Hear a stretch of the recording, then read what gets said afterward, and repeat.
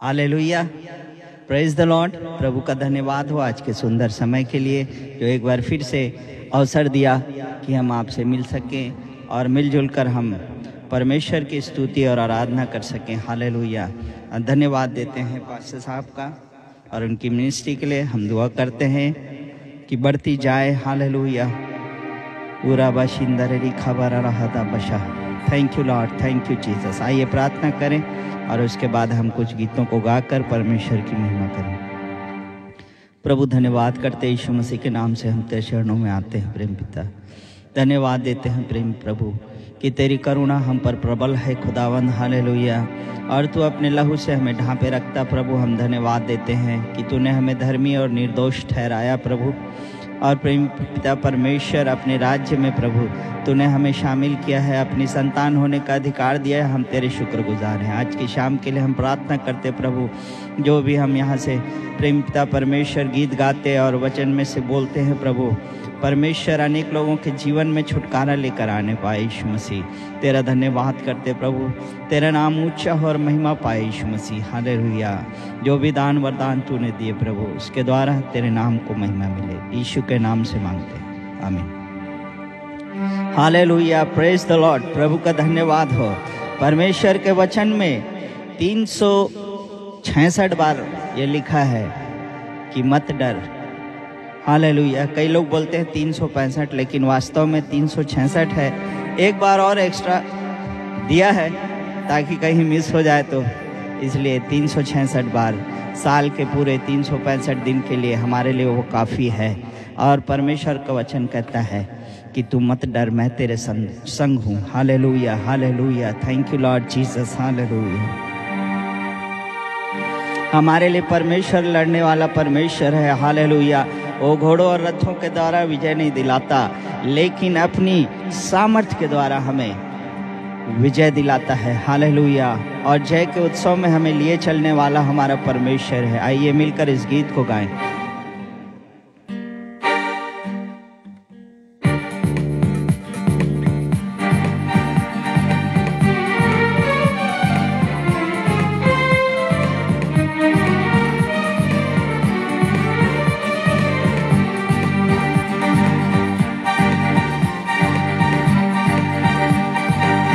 क्यों तू डरता है, तेरे लिए वो लड़ता है। क्यों तू डरता है, तेरे लिए वो लड़ता है। ना रथ ना घोड़े, ना रथ ना घोड़े विजय दिलाएंगे, जब साथ है मसीहा, जब साथ है मसीहा। जीत हम जाएंगे, जीत हम जाएंगे, हम फतेह पाएंगे। क्यों तू डरता है, तेरे लिए वो लड़ता है। क्यों तू डरता है, तेरे लिए वो लड़ता है।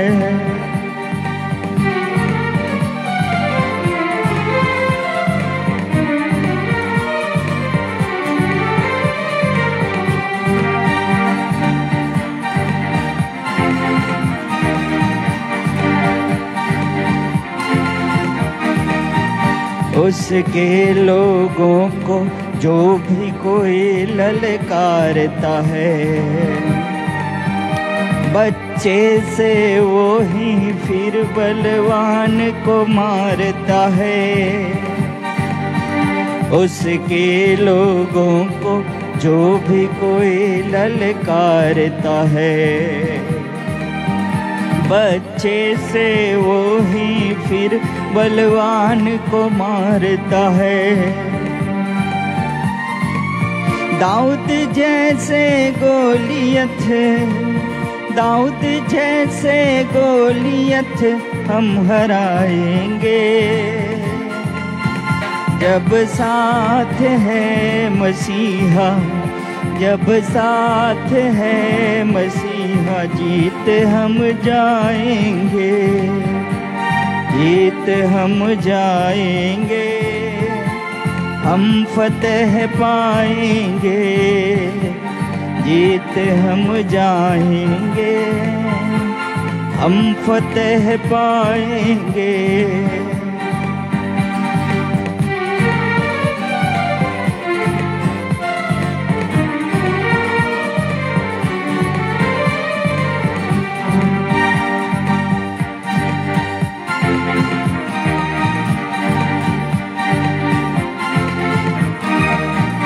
हम लेके चलेंगे अपने साथ हथियार रूहानी, शैतान भी हारेगा हमसे दुश्मन जो जानी।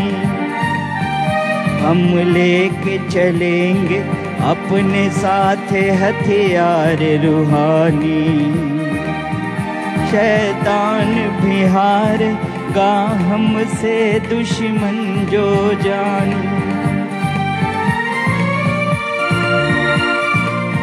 यीशु नाम में हम तो, यीशु नाम में हम तो बढ़ते जाएंगे, जब साथ है मसीहा, जब साथ है मसीहा जीत हम जाएंगे, जीत हम जाएंगे, हम फतेह पाएंगे, जीत हम जाएंगे, हम फतेह पाएंगे।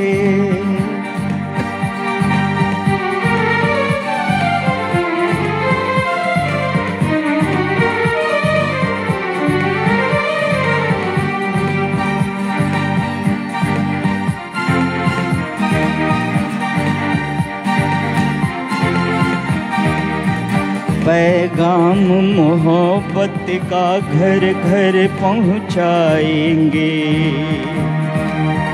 नफरत को भी हम प्यार से जीत दिखाएंगे।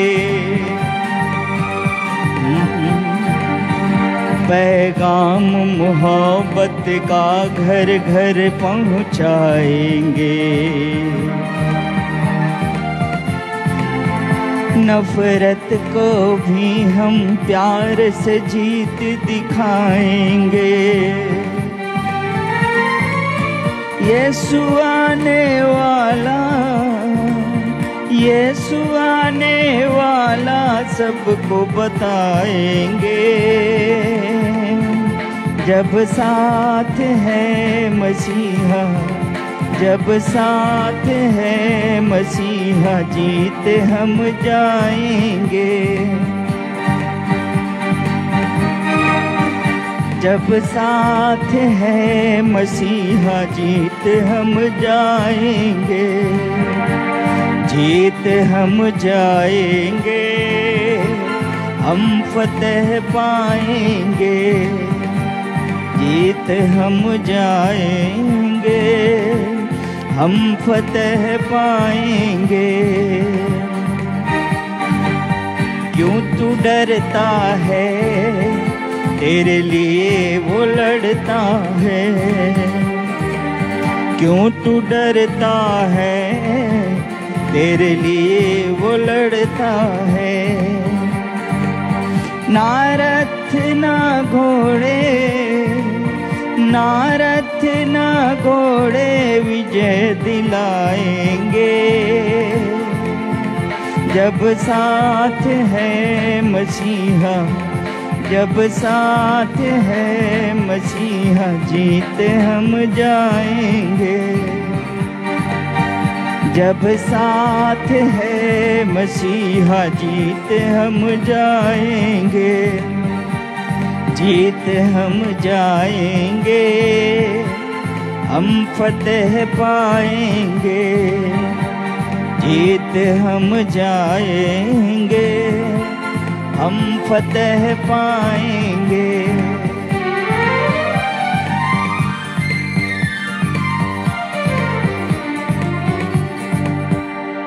Hallelujah, thank you Lord Jesus. प्रभु का धन्यवाद करें कि वह हमें जय के उत्सव में लिए चलने वाला परमेश्वर है। हालेलुया। और सारी बातों में उसने हमें जयवंत से बढ़कर बनाया है। हालेलुया। आइए प्रार्थना करें कि उसकी हुजूरी हमारे बीच में हो। हालेलुया। उसके लहू की सामर्थ हमारे बीच में हो, उसके आत्मा की सामर्थ हमारे बीच में जोरों से वो बादल हमारे लिए बरसने पाए। हालेलुया।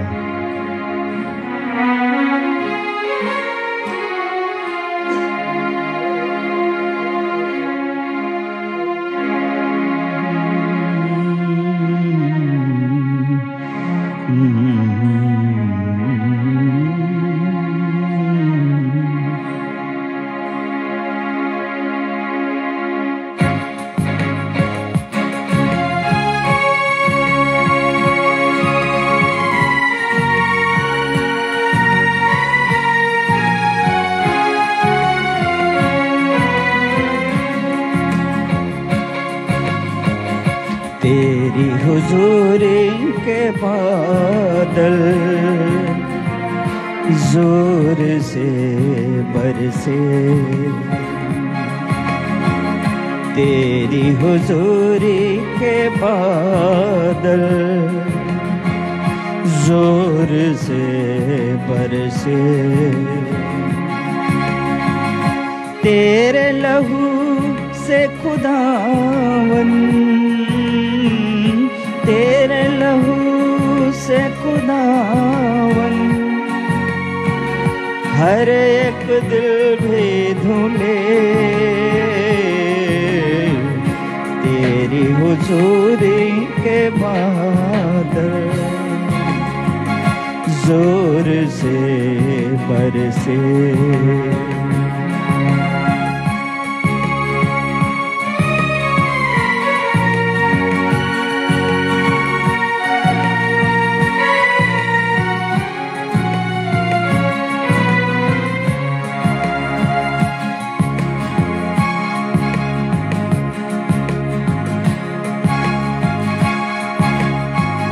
खून में तेरे कुदरत है, दिलों को बदलने की ताकत है।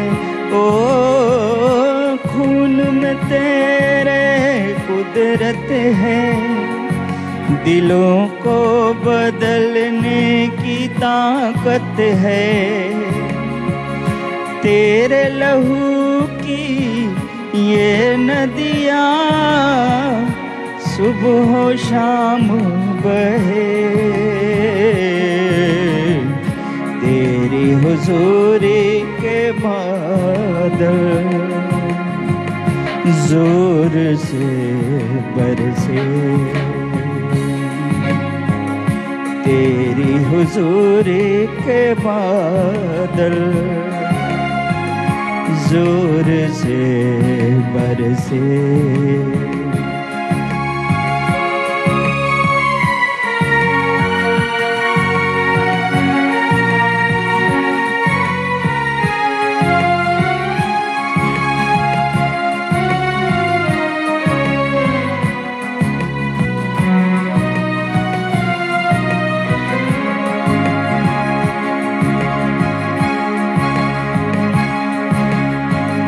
यीशु तू प्यार का दरिया है और सच्चाई का रास्ता है। ओ यीशु तू प्यार का दरिया है और सच्चाई का रास्ता है। अबदी जीवन हर एक को तुझसे मुफ्त मिले, तेरी हुजूरी के बादल जोर से बरसे, तेरी हुजूरी के बादल जोर से बरसे। तेरे लहू से खुदावन, तेरे लहू से खुदावन, हर एक दिल भी धुले तेरी हुजूरी के बादल, जोर से बरसे, जोर से बरसे, जोर से बरसे। ओ yes Lord, hallelujah, thank you Jesus. तेरी हुजूरी के बादल प्रभु बरसने पाए यीशु मसीह, और प्रभु तेरे वचन के खुलने से प्रकाश होने पाए खुदावन। तेरे आत्मा की अगुवाई में प्रेम पिता परमेश्वर सारी बातों को बोलने के लिए तू बुद्धि और समझ दे प्रभु। तेरा धन्यवाद करते हैं। आगे के समय को तेरे हाथों में हम सौंपते हैं यीशु मसीह। तो हमारी मदद कर, हर एक सुनने वाला तुझसे आज आशीष को पाए, छुटकारे को पाए प्रभु। ये हमारी तुझसे प्रार्थना है, यीशु के नाम से मांगते हैं, आमीन। प्रेज द लॉर्ड, प्रभु का धन्यवाद हो। और अब हम वचन में से कुछ बातों को देखना चाहेंगे।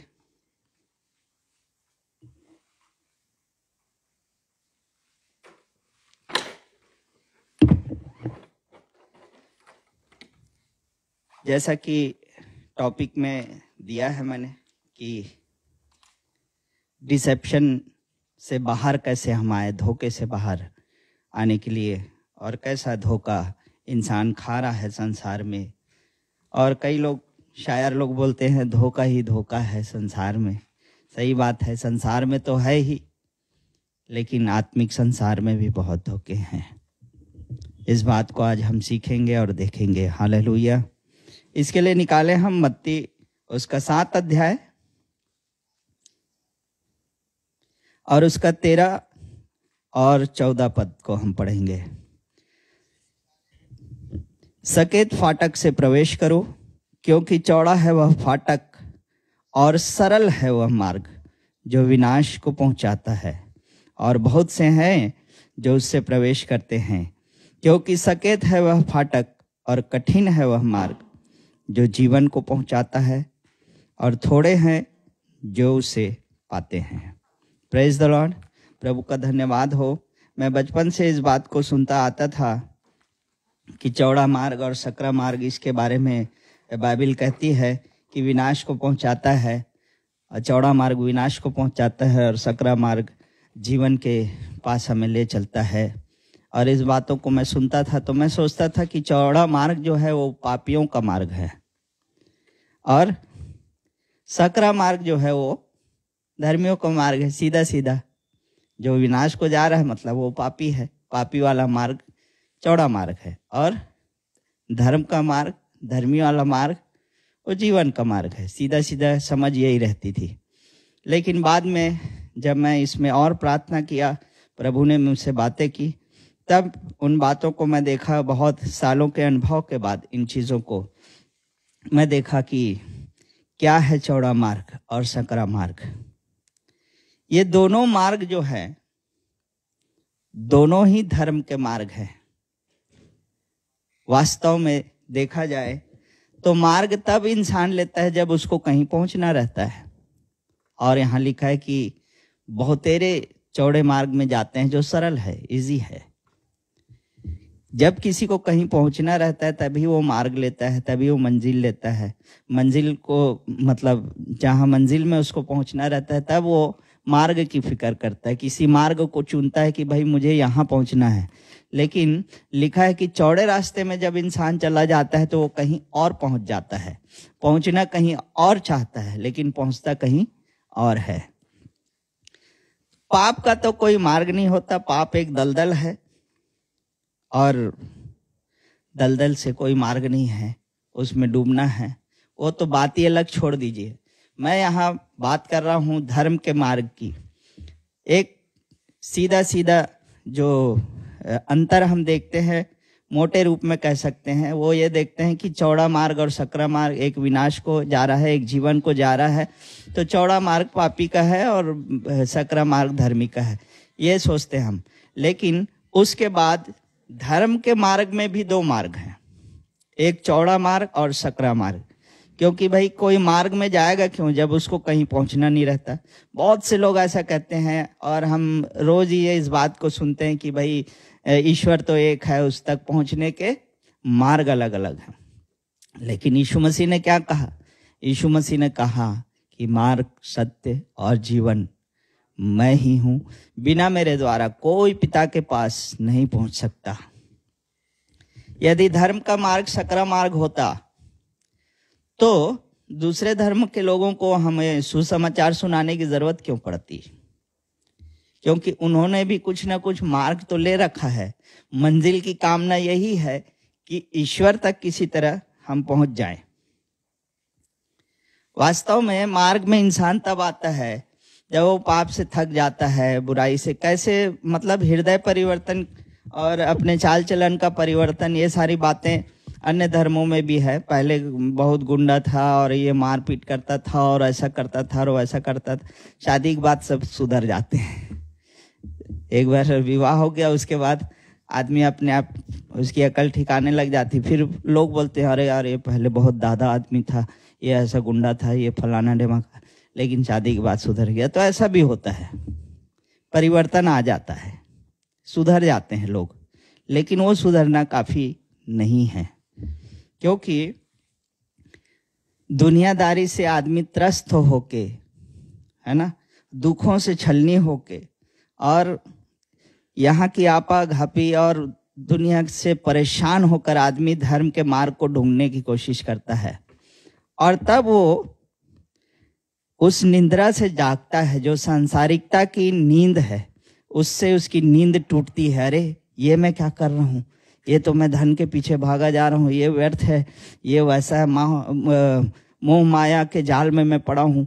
ये सब सोच के उसकी नींद एक ना एक दिन टूटती है और वो फिर धर्म की तलाश करता है, ईश्वर की तलाश करता है। तब वास्तव में वो मार्ग में आता है। तब वहां पर 2 मार्ग हैं, एक चौड़ा और एक सकरा। 2 मार्ग धर्म के मार्ग हैं।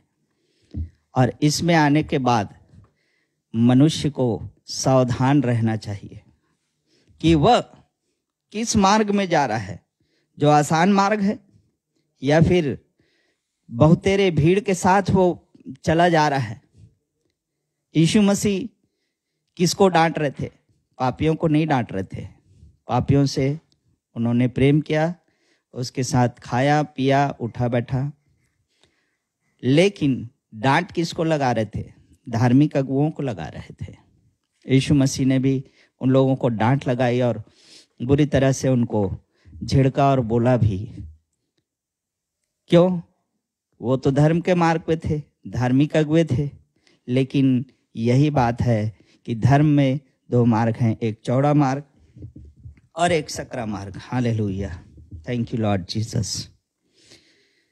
चौड़ा मार्ग जिसमें बहुतेरे प्रवेश करते हैं। यदि एक नियम बना लिया जाए, साधारण धार्मिक नियम यदि बना लिया जाए, यदि मसीहत में भी ऐसा नियम बना लिया जाए कि 5 बातें हैं जो तुमको करना है या 10 बातें हैं जो तुमको करना है, तो ये बहुत आसान मामला है कि भाई सुबह उठ के आपको ये करना पड़ेगा, उसके बाद दोपहर में ये करना, शाम को वो करना, रात को ये करना, बस खत्म।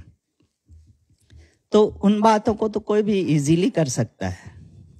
ये धर्म का मार्ग नहीं है, इसमें बहुतेरे चलते हैं। ऐसे बहुत से धर्म हैं।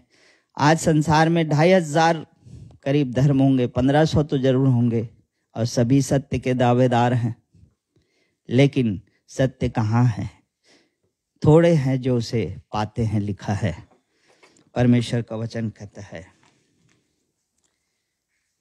दुनिया में इतने सारे धर्म हैं लेकिन धर्मी बहुत कम है।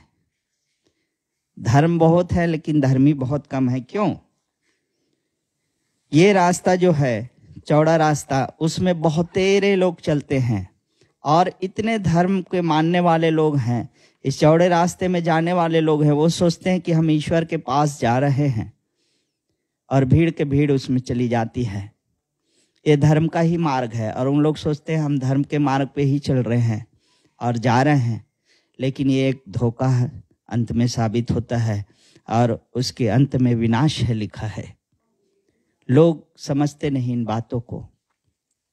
सत्य को पाना आसान काम नहीं, और यीशु मसीह ने ये नहीं कहा कि मैं तुम्हें मार्ग दिखाता हूँ। यीशु मसीह ने कहा मार्ग मैं हूँ। तो उस मार्ग को हमें लेना होगा यदि हमें जीवन के पास जाएंगे, जीवन के पास जाना है तो। क्योंकि यीशु मसीह ने क्या कहा कि सत्य को जानोगे तब सत्य तुम्हें स्वतंत्र करेगा। चौड़ा मार्ग जो है धोखे का मार्ग है, जिसमें स्वधार्मिकता, खुद अपन कुछ धर्म के काम कर रहे हैं और मसीहत से बढ़कर अन्य जातियों में ऐसे ऐसे काम करने वाले लोग हुए हैं, दानी दाता हुए हैं, बहुत कुछ हुए हैं जो हमारे से अधिक अच्छा नैतिक जीवन जीते हैं और लोगों को दान धर्म करते हैं, दया करते हैं, लेकिन वो खुद को धोखा देना साबित होता है अंत में। यीशु मसीह के बिना कोई उद्धार नहीं है मेरे प्रियो, कोई छुटकारा नहीं है। चौड़ा मार्ग एक बेहोशी है।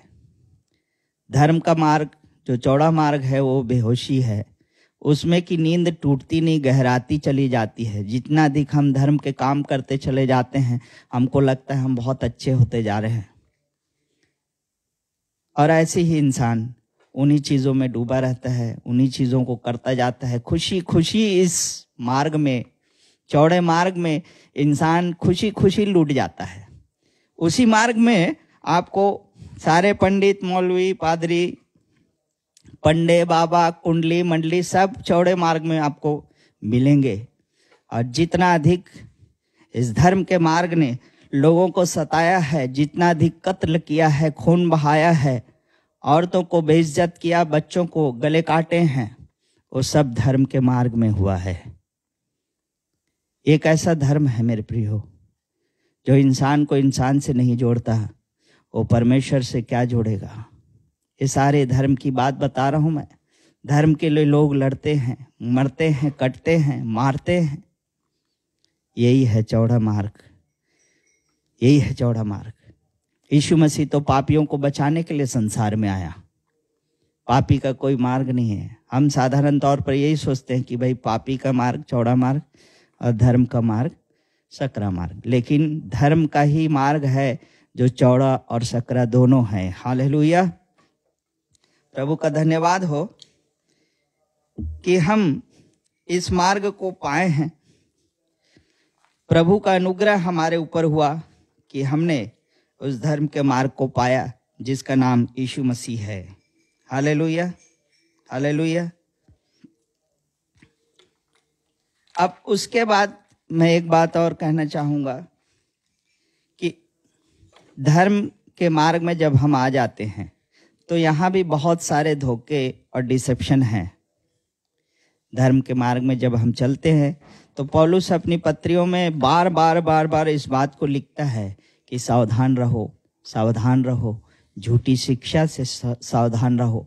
मसीहत में, मसीहत की बात कर रहा हूँ अब मैं, मसीहत में भी बहुत सारी झूठी शिक्षाएं हैं, क्योंकि लिखा है कि अंत के दिनों में ऐसे लोग खड़े हो जाएंगे जो कथा कहानियां सुनाएंगे और लोग खरे प्रचार को, खरे वचन को छोड़कर उनके पीछे अपना मन लगाएंगे। ऐसा होगा मेरे प्रियो। और ऐसा भी लिखा है कि तुम्हारे बीच में फाड़ने वाले भेड़िए भी आएंगे। तो इसलिए हमें सावधान रहने के लिए कहा गया है और इस मार्ग में हमें सावधानी से चलना है। वास्तव में ये बहुत अच्छा मार्ग है जो हमें मिला है, और ये मार्ग जो है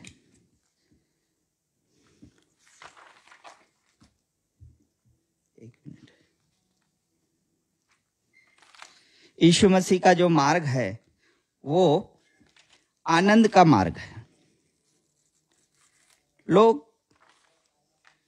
मैं बात कर रहा था मसीहत की, जब हम मसीहत में आ जाते हैं तो इंसान सबसे पहले उद्धार पाने के बाद थोड़ा जोश में रहता है शुरू में, फिर ये रहता है, फिर वो सोचता है कि क्यों ना मैं सेवकाई करूं। यहाँ भी मन लिखा है, मन धोखा देने वाला। वचन कहता है कि सबसे ज्यादा बातों में मन जो है वो हमें धोखा देता है, उसमें असाध्य रोग लगा है।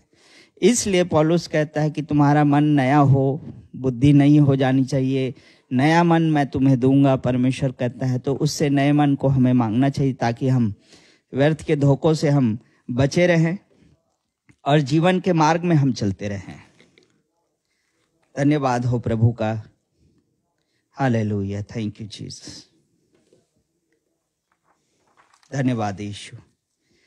धर्म के मार्ग में जब इंसान आ जाता है, और मैं जैसा कह रहा था कि वो उद्धार पाता है और उसे पता चलता है कि परमेश्वर के अनुग्रह से मैंने ये पाया वो पाया, यीशु मसीह ने मेरे लिए ऐसा किया वो ऐसा किया, सारी बातों को, उसके उपकारों को याद करता है। तो कहीं ना कहीं इंसानी फितरत है, बदले की भावना उसके अंदर रहती है।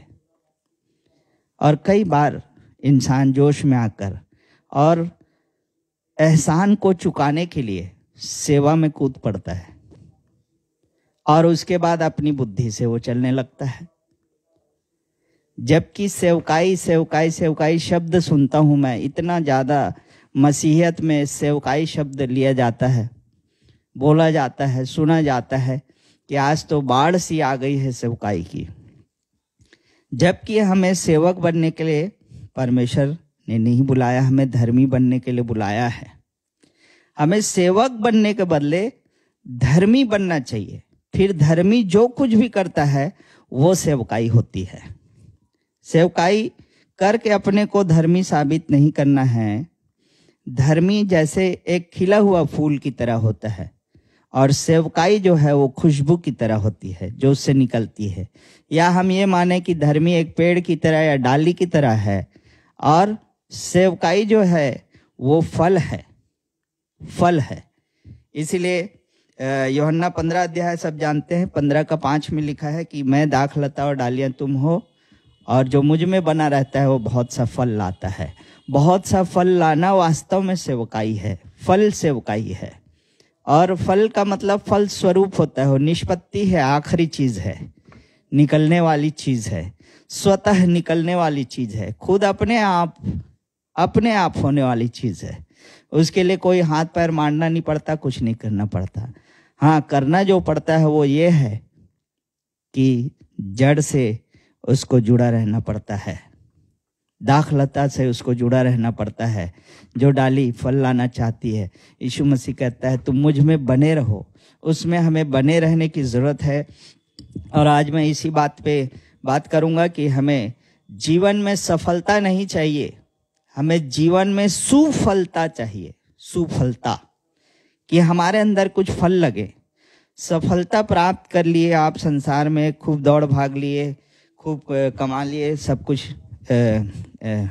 गाड़ी बंगला सब कुछ आपके पास है, लेकिन यदि पवित्र आत्मा के फल प्रेम, आनंद, मेल, धीरज, कृपा, भलाई, विश्वास, नम्रता, संयम, ये चीजें आपके जीवन में नहीं है, प्रेम नहीं है, आनंद नहीं है, खुशी नहीं है, तो आपके जीवन में दुख और संताप है। और यदि आप सेवा करना चाहते हैं, आपके जीवन में खुद ही कुछ आनंद नहीं बढ़ रहा है, कुछ भी नहीं हो रहा है, तो आप दूसरों को क्या देंगे? एक बुझा हुआ दिया दूसरे बुझे हुए दिए को जला नहीं सकता है। ये अपने आप होता है। सेवकाई के बारे में मैं बात कर रहा हूं। सेवकाई जो है वो फल स्वरूप है, वो अपने आप होने वाली चीज है जिसको लोग आज करना चाह रहे हैं। सेवकाई करना मतलब करने में अहंकार मनुष्य का शामिल है, और मनुष्य के काम जो है वो परमेश्वर के सामने ग्रहण योग्य नहीं है। वो क्यों किसी के हाथों की सेवा नहीं लेता, लिखा है। और यीशु मसीह ने स्वयं कहा कि मनुष्य का पुत्र इसलिए नहीं आया कि उसकी सेवा टहल की जाए, पर इसलिए आया कि खुद आप सेवा टहल करें और बहुतों की छुड़ौती के लिए अपने प्राण को दे। यीशु मसीह खुद हमारी सेवा करने के लिए संसार में आया। परमेश्वर को वास्तव में सेवा की जरूरत नहीं है, सेवा की जरूरत इंसान को है, और हमें इंसानों के साथ सेवा करना है। हालेलुया। तो मैं ये कह रहा था, सफल वो व्यक्ति है जिसके जीवन में आनंद, शांति और सुकून है। फिर चाहे दुनिया की दृष्टि में वो भले गरीब फटेहाल हो और असफल नजर आता हो, लेकिन वो परमेश्वर के सकरे रास्ते पर यदि चल रहा है वो सफल है। धर्मी को कुछ करना नहीं पड़ता। धर्मी एक लाइफ स्टाइल है, एक जीवन का तरीका है, जीने का तरीका है। जब हम यीशु मसीह में बने रहते हैं और वैसा जीवन हम जीना शुरू करते हैं, सेवकाई अपने आप होती है, उसको करना नहीं पड़ता है। और ऐसे सेवकाई करने मैं देखा भी हूँ कि कई लोग इसको संकल्प टाइप का ले लेते हैं, चैलेंज जैसा लेते हैं, चुनौती की तरह लेते हैं और सेवकाई खड़ा करके दिखा देंगे। आप कर सकते हो, बिल्कुल कर सकते हो।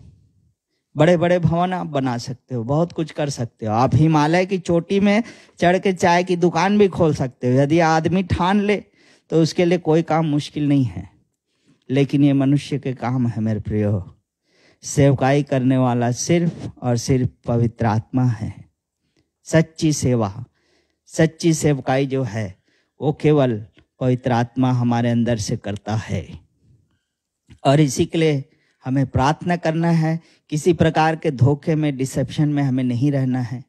हमें पवित्र आत्मा की सामर्थ्य को अपने जीवन में लेना है। और जब हम जितना अधिक समर्पण हमारा करेंगे प्रभु के प्रति, उतना ही अधिक अपने आप फल आते जाएंगे, अपने आप सेवकाई होती चली जाएगी।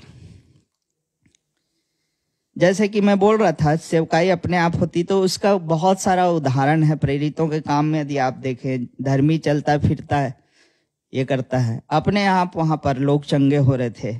प्रेरितों के काम में आप देखेंगे 5वें अध्याय में और भी अध्याय में कि पतरस जब चलता था तो लोग रास्ते में बीमारों को ला के लिटा देते थे कि कहीं पतरस की छाया ही उन पर पड़ जाए तो चंगा हो जाए।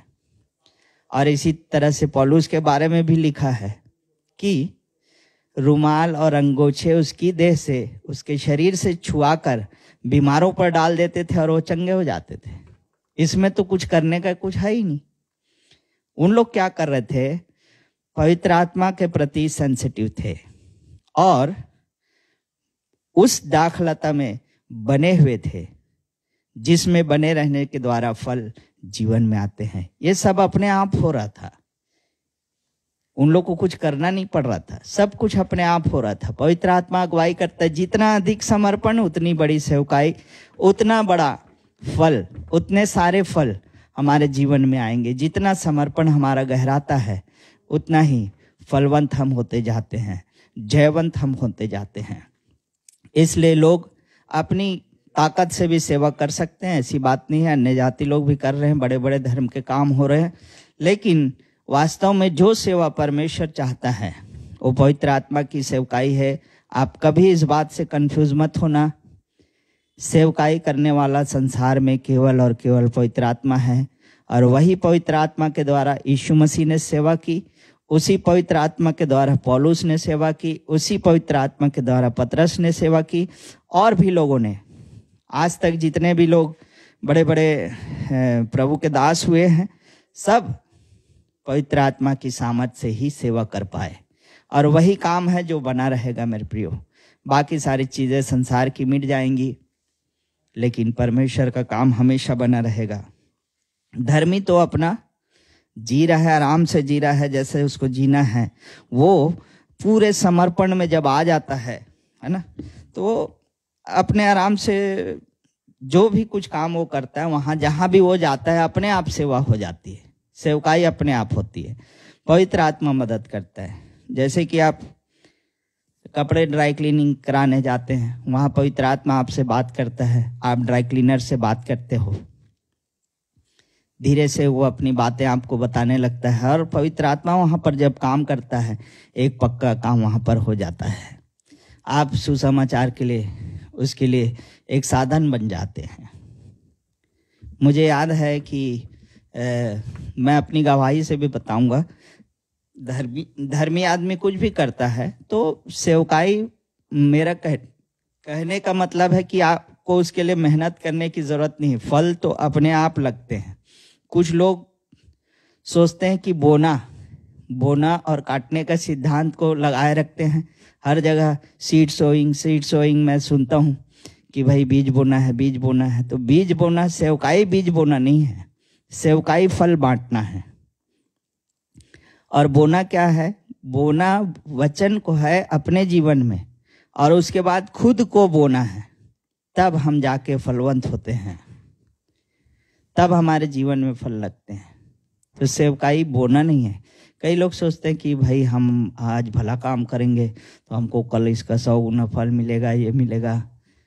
तो गरीब मोहताज लोगों के सिर में सीढ़ी लगा के आप स्वर्ग में चढ़ने की कोशिश करना बेकार है मेरे प्रियो। हालेलुया। लेकिन सेवकाई तो पवित्र आत्मा करता है, हम तो सिर्फ उसका साधन बने, हम उसका एक साधन बन जाएं, उसके हाथों में एक इंस्ट्रूमेंट बन जाएं। यही सच्ची सेवा है। मैं कहना चाहता हूँ ये कुछ वर्षों पहले की बात है कि मैं कपड़े ड्राई क्लीनिंग कराता था, उनसे बातचीत फिर मैं करता हूँ जनरली, जिससे थोड़ी बहुत बात होती तो मैं प्रभु के बारे में ज़रूर बताता हूँ। तो उसने बताया कि लेट हो गया कपड़ा देने में। तो मैंने पूछा क्या बात है, आपकी दुकान भी कल बंद थी। तो बताया कि मेरे पापा बहुत बीमार हैं और लकवाग्रस्त हैं, उनको पैरालिसिस हो गया है और पूरा एक साइड से आँख बंद हो गई है और ऐसे। तो वो एडमिट थे भैया, इसलिए आपका कपड़ा लेट हुआ। मैं बोला कोई बात नहीं। फिर धीरे से मैंने उसको बताया कि आपके पापा ठीक हो सकते हैं। तो बोला वो तो ऐसे पड़ गए हैं कि अब मैं नहीं बचूंगा करके चुपचाप खाना पीना सब त्याग दिए हैं बोले। तो मैं बोला ठीक है, हम आपके घर आएंगे और प्रार्थना करेंगे। और वो खुश हो गया और हम गए और बस एक गाना गाया कि तू प्यार का सागर और सागर दया का तू है। इस गीत को हमने गाया और सुसमाचार सुनाया। और जाके जब मैंने देखा बहुत बुरी दशा में वो एक सोफे में लिपटे हुए सिमटे हुए पड़े थे, गंदे कपड़े और ऐसे बाल बिखरे और एक साइड पूरा उनका लकवा पूरा ऐसे मतलब सिमटे हुए पड़े थे। तो प्रभु ने अगुवाई की। इस बात को मैं कहना चाहता हूँ, प्रभु ही लेके जाता है, पवित्र आत्मा ही अगुवाई करता है। फिर हमने एक बार और गए। पहली बार मैं उनको सुनाया परमेश्वर का वचन, तो उन्होंने उसको रिकॉर्ड कर लिया और फिर सुने। उसके बाद दूसरी बार मैं जब गया उनके यहाँ और फिर प्रार्थना किया, वो इंसान पूरी तौर से 100% चंगा हो गया। जिसकी आंख बंद हो चुकी थी और पूरी तौर से वो एक साइड उसको लकवा था, वो चंगा हो गया। एक चंगा करने वाला कौन है? परमेश्वर का आत्मा है। और उसके बाद वो जीन्स विन्स पहन के ऐसे निकला बुढ़ा कि बिल्कुल जवान हो गया। फिर हाथ वाथ जोड़ने लगे और बोलने लगे आपने तो मुझे नई जिंदगी दे दी। मैं बोला नई जिंदगी देने वाला केवल यीशु मसीह है। और उसके बाद उनकी 2 दुकानें हो गई और डबल हो गई, एक में बेटा एक में बाप बैठने लगा, खूब काम ऐसा होने लगा। ऐसे ही एक छोटा उदाहरण और मैं आपको बताना चाहता हूँ कि हम दूध लेने के लिए एक वहाँ पर जाते थे दुकान में। तो उनसे बातचीत चलने लगी। तो बात करते करते मैंने कुछ प्रभु के बारे में उनको बताया। फिर उसके बाद उसने मुझे बताया कि सर 18 साल हो गए मेरी शादी को, मेरे कोई बच्चा नहीं है। 18 साल। और वो अधेड़ उम्र का व्यक्ति था और उसकी मिसेस के भी बाल वगैरह पक गए थे, मतलब अधेड़ उम्र में। मैं बोला प्रभु यीशु के लिए कोई काम मुश्किल नहीं है। आज जब मैं तेरी दुकान में खड़ा हूँ और परमेश्वर चमत्कार करेगा। इतना ही बोल के आया था और उसी वर्ष उसकी लड़की पैदा हुई 18 साल के बाद। फिर वो मुझे ढूंढते हुए आया और मतलब 1 साल की जब बेटी हुई तो उसका कुछ प्रोग्राम करना चाहता था। तो मैं आपको ढूंढ रहा था सर, मैं रास्ते में मिल गया, फिर आपको आना है ऐसा वैसा। तो वो मंदिर में प्रोग्राम रखा था। मंदिर में मैं कहाँ जाऊँ, फिर मैं नहीं गया। और ऐसी बातें मतलब इसलिए आपको बता रहा हूँ कि हम क्या कर रहे हैं। हम कुछ नहीं कर रहे हैं वास्तव में। हम तो जी रहे हैं, हम तो दूध खरीद रहे हैं, हम तो कपड़े ड्राई क्लीनिंग करा रहे हैं। काम क्या हो रहा है? अपने आप हो रहा है। तो इसी बात को आज मैं विशेषतः कहना चाहता हूँ कि सेवकाई जो है वो अपने आप होने वाली चीज है। उसमें अपना हाथ लगाए मतलब वो खत्म। उसके लिए सेवकाई का द्वार खोलने के लिए अपने द्वार को बंद करना जरूरी है। जाके द्वार बंद कर और प्रार्थना कर लिखा है। जितना अधिक हम समर्पित हो जाएंगे, जितना अधिक हम समर्पित हो जाएंगे, उतना अधिक सेवा होगी। किसकी संगति में हम कितना बने रहते हैं, उसी से आपकी सेवा का नापतोल होगा। मैं सांसारिक सेवा की बात नहीं कर रहा हूं मेरे प्रियो, मैं बात कर रहा हूं पवित्र आत्मा की सेवकाई की, जो वो संसार में करता है। परमेश्वर अपने आत्मा के द्वारा ही काम करता है। संत और महान लोगों को मालूम नहीं होता है कि मैं महान हूं। मदर टेरेसा कोई पद्मश्री पाने के लिए ऐसा नहीं कर रही थी, वो स्वतः उनका जीवन था। उनके अंदर से एक चीज आ रही थी कि लोगों को प्रेम को बांटना है, परमेश्वर के प्रेम को बांटना है। वो कुछ प्राप्त करने के लिए इनाम मिल जाए, मेरे को नोबेल पुरस्कार मिल जाए, मैं कुछ कर डालूं, ऐसा उनका विचार नहीं था। जब वो कार्य कर रही थी तो वो उनका लाइफ स्टाइल था, उनकी जीवनचर्या थी कि वह ऐसा काम सहजता से करती थी। फल जो है पेड़ में सहजता से लगते हैं, सरलता से लगते हैं, लेकिन उस फल को लाने के लिए हमें जड़ तक अपना संबंध बनाए रखना पड़ता है। मेरे कहने का मतलब ये है। संडे स्कूल में एक बार बच्चों से पूछे फादर ने कि मैं एक हफ्ते के लिए बाहर जा रहा हूँ और अगले संडे जब मैं आऊँगा तो तुम सब बच्चों कोई ना कोई भला कार्य करके रखना। अब फादर चले गए।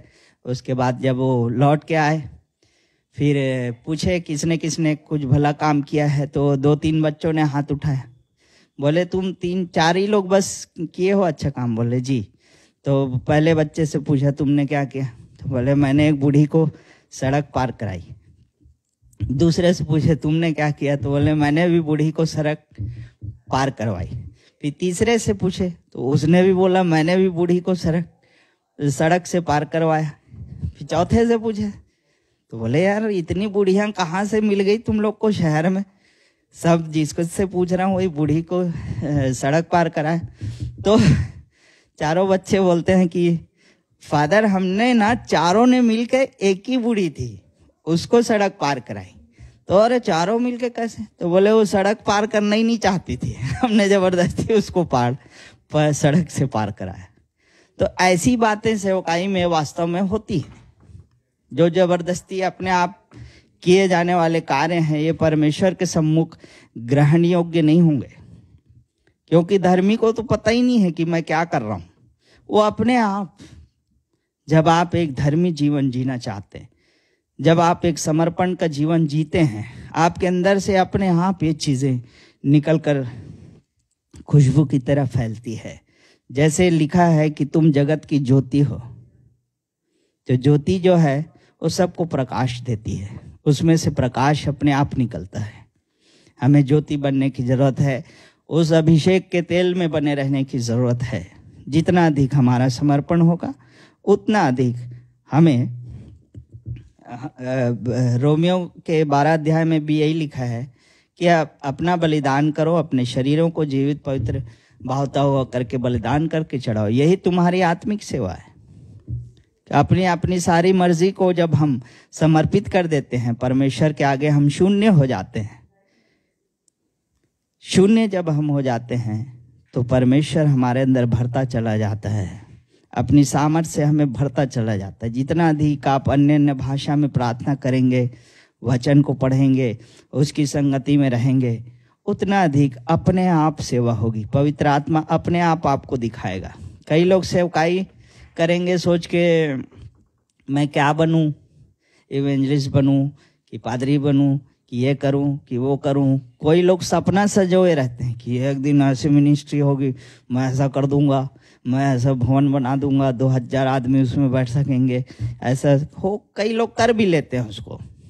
सपना देखने वालों में से सबके सपने झूठे नहीं होते, 1-2 लोग के पूरे भी होते हैं, ऐसी बात नहीं है। लेकिन उससे क्या फायदा है? कोई फायदा नहीं, वो सब काम जल जाएगा। लिखा है कितना ही बड़ा कार्य क्यों ना हो। हमारे से बड़े बड़े कार्य करने वाले अन्य जाति लोग हैं, लाखों करोड़ों अरबों रुपया दान करने वाले लोग संसार में हैं, जिनके सामने हम कुछ भी नहीं। तो मैं ये कहना चाहता हूँ, कुल मिला के कि सेवा जो है खुशबू की तरह सहज रूप से फैलती है, सहज रूप से वो चली जाती है। धर्मी को पता ही नहीं चलता कि मैं सेवकाई कर रहा हूँ।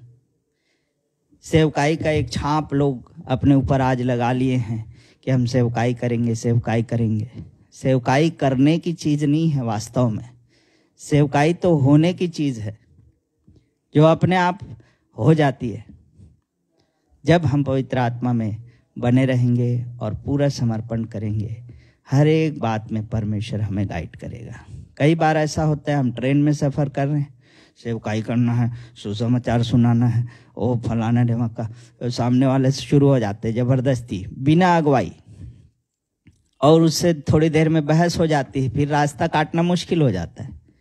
जब आप ध्यान से पवित्र आत्मा की आवाज़ को सुनेंगे, उसके प्रति आप समर्पित रहेंगे, तो अपने आप कार्य होगा। परमेश्वर अपने आप आपको दिखाएगा कि करना क्या है, अगुवाई करेगा।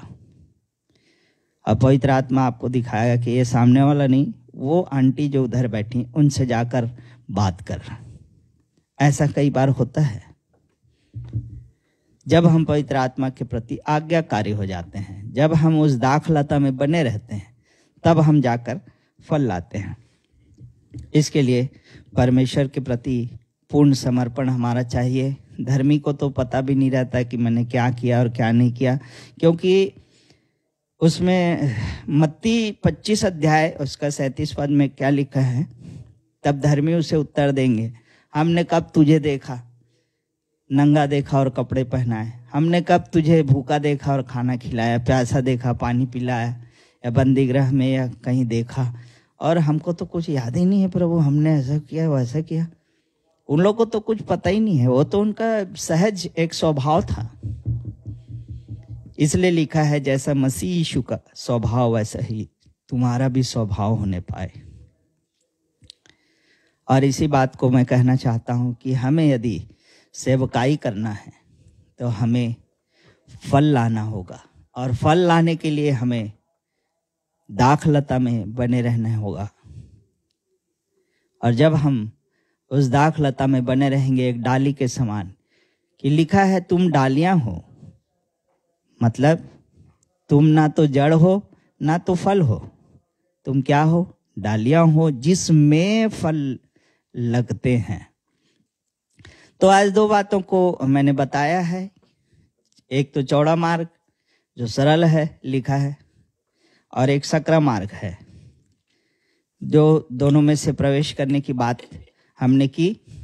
और चौड़ा मार्ग और सकरा मार्ग जैसा हम सोचते थे वैसा नहीं, लेकिन चौड़ा और सकरा दोनों मार्ग यही है, धर्म का मार्ग है। दोनों मार्ग धर्म का मार्ग है, और इसलिए हमें सावधान रहने की जरूरत है। दूसरा, जब हम सकरे मार्ग में आ जाते हैं, परमेश्वर के मार्ग में आ जाते हैं, तब भी हमें सावधान रहने की जरूरत है कि हम किसी प्रकार के धोखे में ना आए, किसी प्रकार की स्वयं धोखे में ना आए, हाँ अपने मन के धोखे में भी ना आए। हमारा मन उसकी संगति में नया होता जाए, और हम पूरी तौर से पवित्र आत्मा के प्रति समर्पित हो जाएं, तब हम सेवा कर पाएंगे, उसके नाम की महिमा कर पाएंगे। आइए मिलकर एक गीत को गाएंगे, फिर से प्रभु का धन्यवाद करें।